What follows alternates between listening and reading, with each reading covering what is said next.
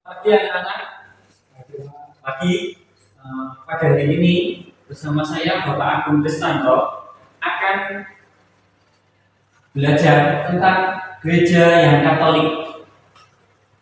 Ya, kalau kita tahu kembali, yuk sifat-sifat gereja ada berapa? Yuk, ada 4. Pertama apa? Gereja yang satu, kudus, Katolik, dan apostolik. Ya, itu dia. Kita sekarang akan belajar tentang gereja yang Katolik. Di sini tujuan pembelajarannya bahwa kita mampu memahami makna sifat gereja yang Katolik. Gereja yang Katolik dan mengambil bagian dalam mewujudkan kekatolikan gereja itu dalam hidup keseharian kita. Selanjutnya ada tujuan umumnya. Nanti kita akan belajar bagaimana menjelaskan arti gereja yang Katolik berdasarkan Lumen Gentium artikel ke-13. Kemudian menjelaskan arti gereja yang Katolik menurut ajaran kitab suci. Yang ketiga, mendeskripsikan usaha yang mewujudkan gereja yang Katolik. Yang keempat, menguraikan konsekuensi gereja yang Katolik bagi para warganya, termasuk bagi warga masyarakat sekitar. Terus, untuk mengawali pertemuan kita pada hari ini, mari kita berdoa. Rio bisa memimpin doa, mari kita doa bersama-sama ya, yuk ya. Dalam nama Bapa dan Putra dan Roh Kudus. Amin. Bapak Sumber itu yang terjadi dan pertemuan ini benar-benar ingat hati. Kami memintamu untuk membuka hati dan melihat kami terus memberikan sifat gereja yang Katolik. Kamilah kami senantiasa dan juga kami ini, di mana kami harus berbuat dan bersaksi bahwa gereja yang Katolik adalah gereja yang terbuka bagi sesama yang bercinta kasih. Karena Kristus Tuhan dan Juru Selamat kami. Dalam nama Bapa dan Putra dan Roh Kudus. Amin. Terima kasih Rio. Sebelumnya, mari kita lanjutkan pelajaran kita. Karena tujuannya sudah ya, tadi kita sudah berdoa.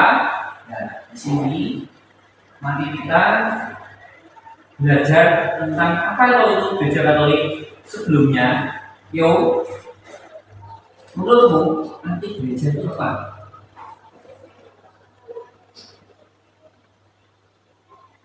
Gereja adalah persekutuan umat yang beriman.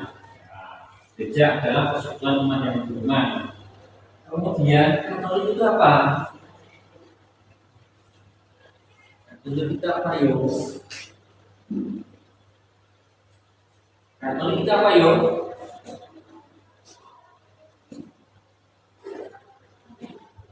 Katolik artinya umum, universal ya. Ya. Nah, itu dia. Terus apa makna sifat gereja yang Katolik? Menurut bagaimana ya? Gereja yang Katolik sifatnya bagaimana? Kalau ada gereja artinya apa? Kemudian universal artinya apa? Umum ya. Berarti gereja yang Katolik dari gereja yang umum, universal. Apalagi bisa diterima banyak. Iya. Mengenai bagaimana wujudnya kekatolikan dalam hidup sehari-hari, nanti kita akan pelajari dalam hari ini. Sekarang mari kita lihat sebuah video. Salam saudara-saudari. Mengapakah gereja Katolik membawa budaya ke dalam gereja? Pembawaan budaya dan penyatuan budaya dengan gereja disebut sebagai inkulturasi. Seperti video yang sebelumnya di TikTok Blessed Sarawak. Tujuan utama adalah karena gereja Katolik memelihara budaya supaya tidak hilang begitu saja di sebalik kehidupan kita yang sudah mempunyai agama atau kepercayaan baru. Akan tetapi, gereja Katolik tidak pernah sama sekali membawa ajaran kepercayaan lama, seperti miring iban ke dalam gereja yang dibawa hanyalah tarian, musik, elemen puisi, dan pakaian tradisional sahaja. Akan tetapi, pembawaan budaya ini hanyalah di hari tertentu sahaja, contohnya gawe misa, Thanksgiving, pentahbisan, Christmas, dan Kamis Suci. Di Sarawak, pembawaan budaya ke gereja adalah salah satu identiti tetap terutamanya gereja Katolik. Tarian dan pakaian tradisional Dayak selalunya dipersembahkan terutamanya pada waktu persembahan misa. Tapi itu hanya dipersembahkan kepada Tuhan kami Yesus Kristus, bukannya kepada yang terdahulunya. Tuhan Yesus memberkati.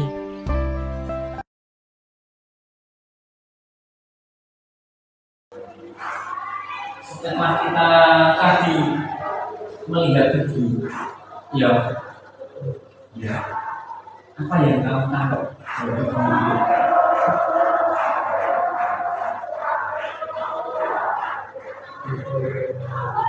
Baik, yuk, mari kita lanjutkan pelajaran kita. Tadi kita sudah melihat sebuah video, ya. Nah, tadi kamu sudah menangkap videonya apa ya, ya? Sudah menangkap videonya apa? Sekarang, mari kita membaca sebuah artikel dengan judul Inkulturasi Sebuah Proses Pertobatan. Inkulturasi sebuah proses pertobatan. Yuk, saya minta tolong kamu yang membacakan ya. Oke, siap yuk? Siap. Oke. Inkulturasi sebuah proses pertobatan. Diawal mengakui nama inkulturasi pertobatan ada itu. Inkulturasi hanya mungkin melalui proses total di mana unsur kebudayaan menjadi sarana untuk berjumpa dengan Indonesia hingga saat ini masih dipakai sebagai negara misi.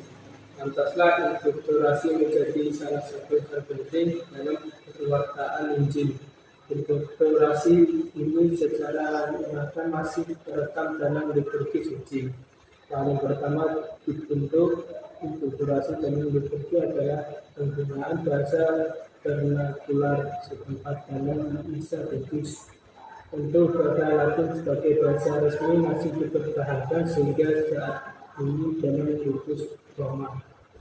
Terdapat pula bentuk inkulturasi lainnya dalam arsitektur gereja dan pakaian misa.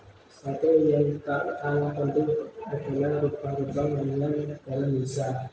Di Indonesia, nyanyian inkulturasi liturgi ini tak lepas dari sosok Paul Widiawan dalam memainkan perannya sebagai musikus liturgi. Nama Paul terlepas dari pusat musik liturgi yang resmi berdiri pada 1971. Ujar Bibili dalam buku Perjalanan Musik Gereja Katolik Indonesia tahun 1957 sampai tahun 2000, Romo Karl Edmund Pierre SG memberitakan soal gagasan berdirinya PNL dari obrolan pertama dengan Paul sejak tahun 1967. Dalam pertemuan berkala ini, kedua tokoh musik liturgi Indonesia ini punya satu pemikiran agar memajukan musik gereja lebih profesional. Ada upaya untuk membuat eksperimen lagi liturgi baru sesuai dengan cita-cita liturgi di Indonesia. Cita-cita ini berdasarkan atas keprihatinan Romo Prior dan Romo Paul terkait liturgi pada zaman prasejarah PNL. Memang di zaman itu ada upaya berbagai pihak untuk mengembangkan musik gereja dan ibadat ini. Hal ini sudah dimulai MDR Van Bekel, SPD, di Manggarai, Dr. Vincent Victoriol, SBD di Timur dan MDR Albertus logika ternyata di Jawa. Akan tetapi usaha tersebut tidak ditangani secara profesional dan tidak berkelanjutan. Sejak kehadiran Romo Prier di Indonesia tahun 1964, umat Katolik Indonesia sulit edukasi berwaktu dengan yang pengertian tidak salah dengan pemberi lagu ini. Cuma sulit dan seringkali menyiksa. Bagi saya, hal ini semacam kemunduran liturgi. Karena tahun 1962 sampai 1963, saya bertugas di Kolose Stella Matutina di Blackridge, Australia. Ini pembaruan liturgi sudah terasa. Tetapi di Indonesia itu tidak nampak ungkapannya. Keprihatinan ini diungkapkan dalam usaha untuk ingin melakukan lagi organis, dirijen, dan orang-orang yang berlatih secara profesional. Apakah harapan juga bahwa liturgi di Indonesia harusnya berwajah pribumi, mengenalkan di dalam perjalanan bagi umat ini tradisi musik tradisional dan kekayaan budaya Indonesia yang sudah menjadi nilai utama mengenai liturgi yang ternyata Nusantara. Kalau seorang figur yang sangat antusias ketika menghubungi Tim dan Romo Prier untuk memberi daripada musik liturgi, Paul menyadari bahwa wajah Nusantara liturgi Bojo bisa dibuatkan lewat musik dan lagu tradisional. Dengan begini, kekhawatiran dan kecemasan umat beriman di mana yang menjadi peran utama dalam gereja teratasi. Di buku perjalanan musik gereja, Paul menyebutkan bahwa musik liturgi hendaknya mengabdi pada kemenangan umat. Musik liturgi senantiasa mendorong partisipasi umat secara aktif dan perayaan liturgi. Dalam hal ini bukan berarti musik liturgi semakin miskin sehubungan dengan sifat masal dari umat, sebaliknya harus semakin bermutu dan berkesan. Oleh karena itu, potensi di kalangan umat perlu dilibatkan dan musik inkulturasi dapat menjawab kebutuhan hal ini. Tulis Paul. Baik, Pak Agung mau tanya, sekarang apa itu inkulturasi dalam gereja? Inkulturasi adalah sebuah istilah yang digunakan dalam paham Kristeni, terutama dalam gereja Katolik Roma, yang merujuk pada adaptasi dari ajaran-ajaran gereja atau saat berujukan pada kebudayaan non-Kristeni. Dan untuk memengaruhi kebudayaan tersebut, para evolusi ajaran-ajaran gereja. Oke, terima kasih Yang kedua, mengapa gereja Indonesia mendukung inkulturasi? Untuk apa Mungkin kamu punya pengalaman. Itu pada saat apa?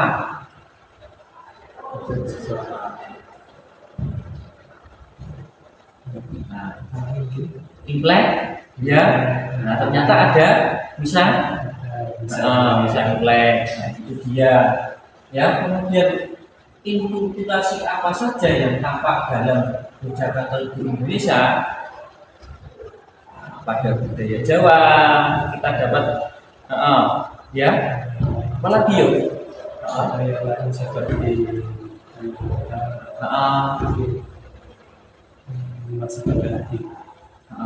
ya. Terus apakah inkulturasi sesuai dengan sifat kekatolikan gereja yang universal? Ya. Oke, baik, penjelasannya begini. Ada beberapa poin yang bisa saya sampaikan. Satu, bahwa ada hubungan dekat antara agama dan kebudayaan. Entah apapun agamanya, kita bisa melihat itu. Hubungan ini telah mewajibkan gereja Katolik untuk setia mendengarkan bisikan kebudayaan. Kewajiban lainnya yang lebih luas adalah untuk merefleksikan dan merenungkan proses terbentuknya interaksi kebudayaan di Indonesia.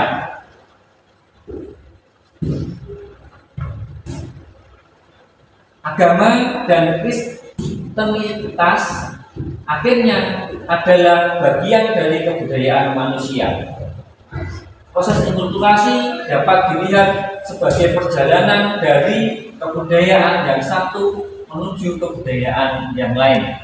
Yang kedua, dalam dukungan Konsili Vatikan yang kedua menegaskan agar Gereja Katolik membuka diri dan menerima unsur-unsur kebudayaan setempat, tentu sejauh unsur-unsur kebudayaan itu tidak secara prinsipil bertolak belakang dengan ajaran gereja.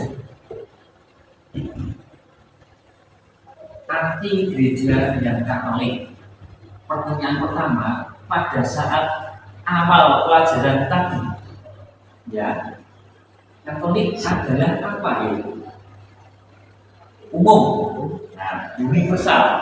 Yang kedua, sudah dipakai sejak awal abad yang kedua Masehi.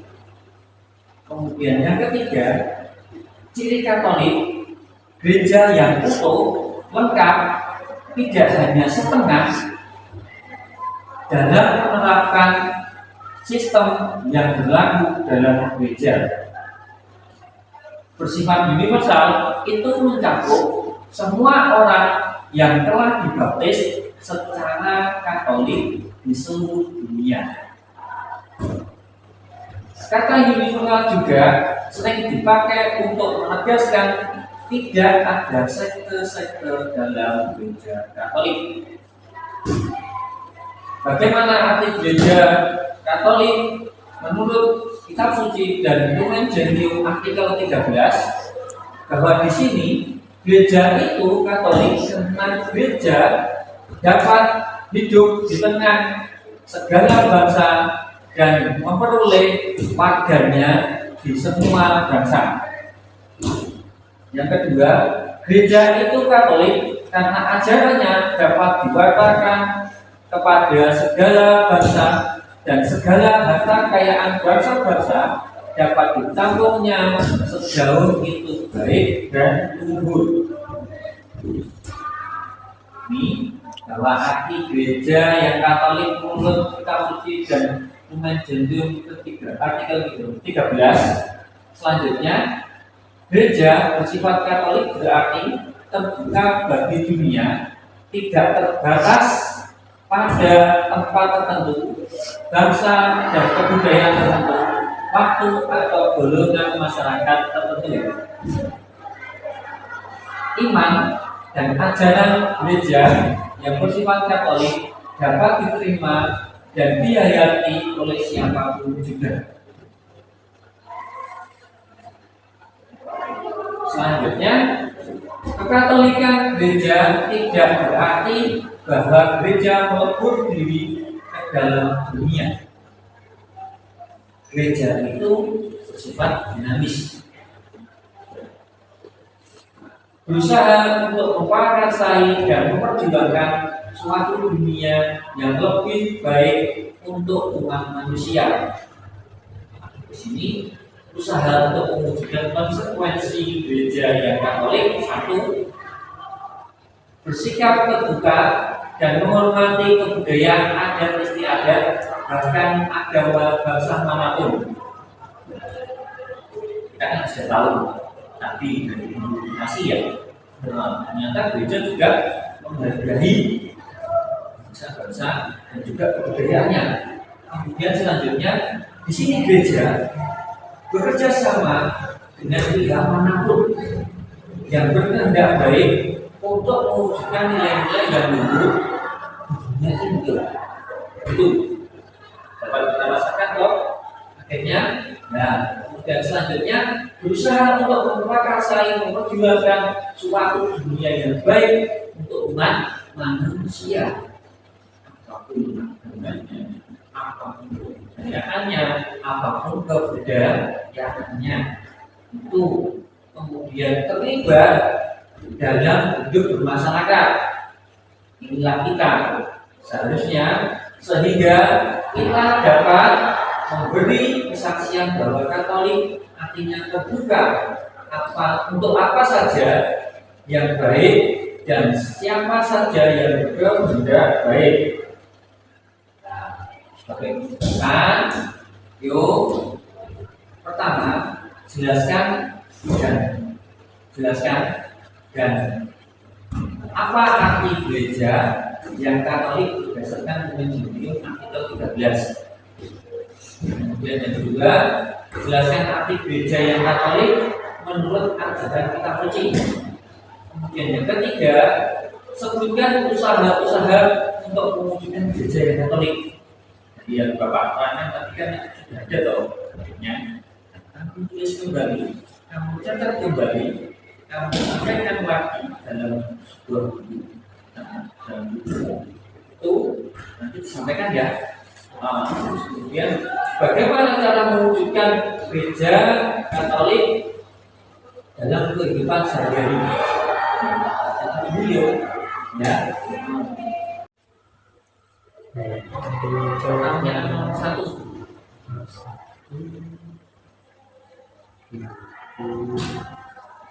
Makna Katolik menurut Evangelium Alkitab 13, Katolik makna aslinya berarti universal atau umum. Arti universal dapat dilihat secara kuantitatif dan kualitatif. Gereja Katolik itu karena gereja dapat hidup di tengah segala bangsa dan memperoleh warganya dari semua bangsa. Yang nomor 2,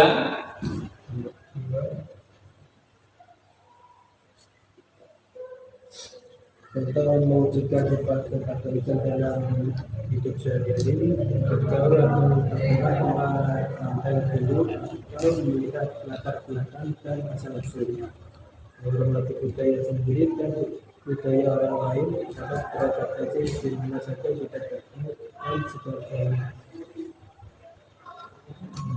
Ketiga,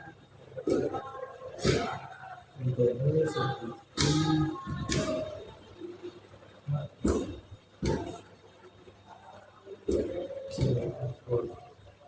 berusaha untuk memperbaiki saya dan memperjuangkan suatu dunia yang lebih baik untuk umat manusia, untuk memperbaiki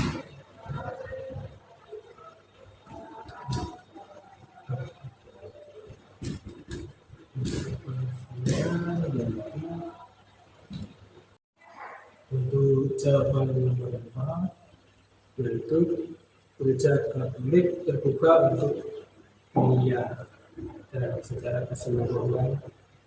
Untuk jawaban nomor 5, berusaha untuk memperkaya dan memperjuangkan suatu dunia yang lebih baik untuk umat manusia. terima kasih yuk jawabannya.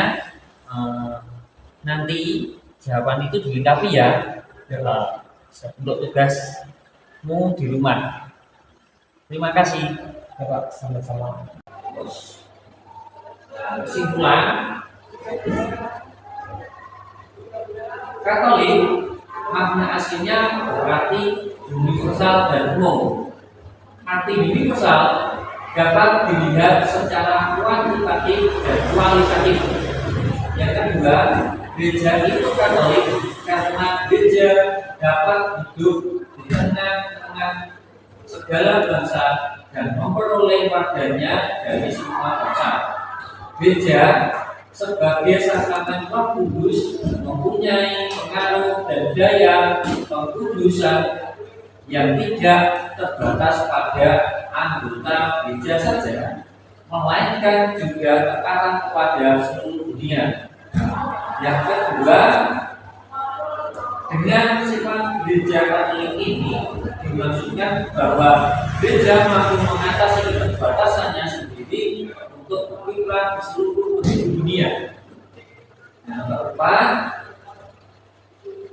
gereja itu Katolik karena ajarannya dapat diwartakan kepada segala bangsa dan segala harta kekayaan bangsa-bangsa dapat ditampungnya sejauh itu baik dan luhur. Selanjutnya, gereja terbuka terhadap semua kemampuan, kekayaan, dan adat yang luhur tanpa kehilangan jati dirinya. Sebenarnya, gereja bukan saja dapat menerima dan merangkum segala sesuatu, tapi gereja dapat menjiwai seluruh dunia dengan semangatnya. Oleh sebab itu, Katolik bukan karena gereja universal, melainkan juga setiap anggotanya, sebab dalam setiap jemaat hadirlah seluruh gereja. Setiap jemaat adalah gereja yang lengkap, bukan sekedar cabang gereja universal. Gereja setempat merupakan seluruh gereja yang bersifat Katolik. Gereja bersifat Katolik berarti terbuka bagi dunia, tidak terbatas pada tempat tertentu, bangsa dan kebudayaan tertentu, waktu atau golongan masyarakat tertentu. Kekatolikan gereja tampak dalam rahmat dan keselamatan yang ditawarkan. Iman dan ajaran gereja yang bersifat umum dapat diterima dan dihayati oleh segala apapun juga. Kekatolikan gereja itu berarti bahwa gereja meleburkan diri dalam dunia. Dalam keterbukaan itu, gereja tetap mempertahankan identitas dirinya. Baik, selanjutnya, kekatolikan justru terbukti dengan kenyataan bahwa identitas gereja tidak tergantung pada bentuk lahir yang tertentu, melainkan merupakan suatu identitas yang dinamis, yang selalu dan di mana-mana dapat mempertahankan diri, bagaimanapun juga bentuk pelaksanaannya. Karena kekatolikan gereja bersumber dari Tuhan sendiri. Gereja itu bersifat dinamis. Maka gereja dapat dikembangkan lebih nyata dan diwujudkan dengan cara bersikap terbuka dan menghormati kebudayaan, adat istiadat, bahkan agama bangsa manapun, bekerja sama dengan pihak manapun yang berkehendak baik untuk mewujudkan nilai-nilai luhur di dunia ini. Yang terakhir, berusaha untuk memprakarsai dan memperjuangkan suatu dunia yang lebih baik untuk umat manusia, terlibat dalam kehidupan bermasyarakat, sehingga kita dapat memberikan kesaksian bahwa Katolik artinya terbuka untuk apa saja yang baik dan siapa saja yang berkehendak baik.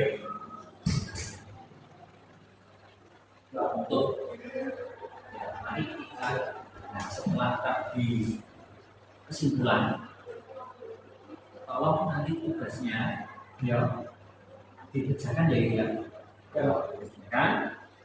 Nanti kita tutup dengan sebuah doa dalam nama Bapa dan Putra dan Roh Kudus. Amin.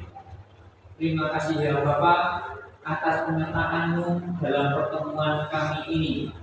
Ini kami telah memahami rencana penyelamatan untuk seluruh umat manusia melalui kehadiran Gereja Katolik. Juga penyelamatan-Mu atas kami yang berpangkal pada tradisi para rasul. Kami mohon ya Bapak, jadikanlah kami pewarta kabar sukacita di tengah-tengah masyarakat kami, agar setiap orang menemukan kebahagiaan sejati bagi dunia ini maupun dalam kemuliaan kekal nanti. Demi Kristus Tuhan dan Pengacara kami. Amin. Dalam nama Bapa dan Putra dan Roh Kudus. Amin. Baik, pada hari ini pelajarannya telah selesai. Nah, selamat siang, Bio. Selamat siang, Pak. Audio Jungle.